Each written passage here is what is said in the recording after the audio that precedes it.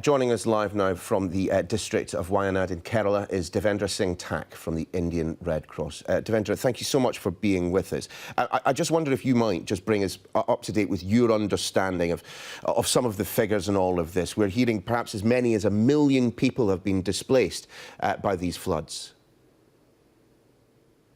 Sir, I'm working with Save the Children, and we have been basically looking at children's needs in this region, which is right now experiencing the worst flooding in the last 100 years. So yes, wherever we have gone, we've gone to various relief camps set up by the government and by the communities themselves. And yes, the scale of the calamity here that we're witnessing is indeed very, very frightening. There are people who are just scared to go back to their homes. They're living in relief centers for the last 4 or 5 days, and they have no idea when they go back to their homes after the rains let up, what shape their homes will be, and what would have become of their belongings.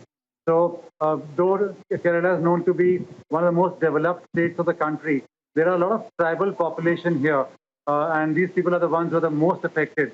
And like right now in Wayanad, I was in a camp where there were 400 people living in a school campus, and most of them were from different tribes in the area. And yes, I mean, they have also the need right now to get their basic essential items for the day because shops are not open, the roads are not operable, and therefore there's not much transport coming in this side of the country. And there are not easy means to get the essential items like food and daily needs.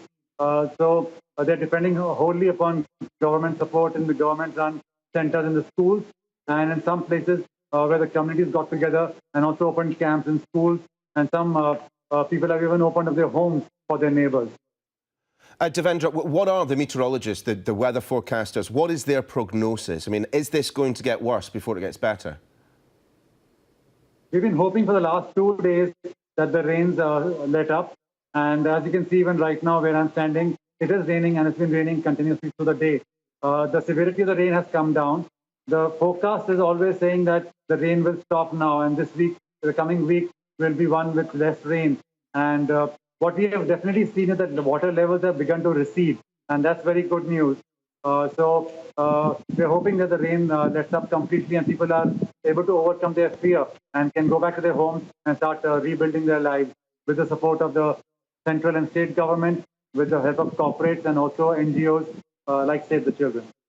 Well, indeed, and we hope that process can begin to start soon. But even if there weren't any more rain, there's plenty of standing water. I mean, you must be very concerned about the risk from diseases such as dysentery. Definitely, when you have stagnant water lying for a long period of time, or even large bodies of water lying around for a long time, there are various fears of diseases that can break out. Malaria, something that comes to mind. You could also have the issue of cholera. And we've not heard news of any outbreak as of yet, but that's definitely a fear going forward after the first few weeks are over. Right now, the focus right now is making sure that people who are stranded are taken to safe places, and particularly children are kept with their families because their schools are closed and they must be with their families at all times. That's a priority for us.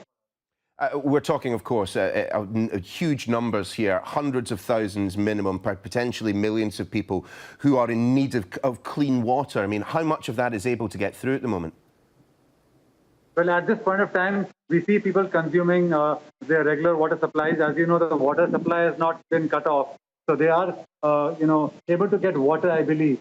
But the biggest problem would be in terms of getting food, medicines, and other items like, for example, girls, I mean, they need sanitary pads.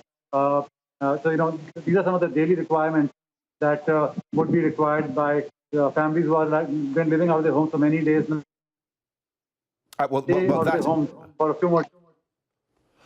Sorry to interrupt. I think we just lost the sound from there for a second, Devendra. But that at least is something to cheer us, that there is clean water there. But just in terms of, well, the figures vary from depending on the sources, but there are perhaps as many as 10,000 people living in those perhaps more remote villages that remain cut off because of the floodwaters. How many of those do you think have yet to be contacted? Well, I mean, fortunately, wherever I've gone so far and my colleagues have gone so far, there's been some kind of contact made with them by some officials. And I must tell you that Kerala, of course, is a developed state, so the youth here are all very literate and very mobile, and they've got together using social media, including WhatsApp and Facebook, and been able to communicate. So I don't think communication is a huge problem right now. And so everybody knows, even the government knows where the problems are. It's now just a matter of the roads being accessible and fuel supplies being available, and for people to be able to access the resources that they need. Well, Devendra, we wish you all the very best of luck with the relief efforts, you and your colleagues. That's Devendra Singh Tak from the Indian Red Cross in Kerala.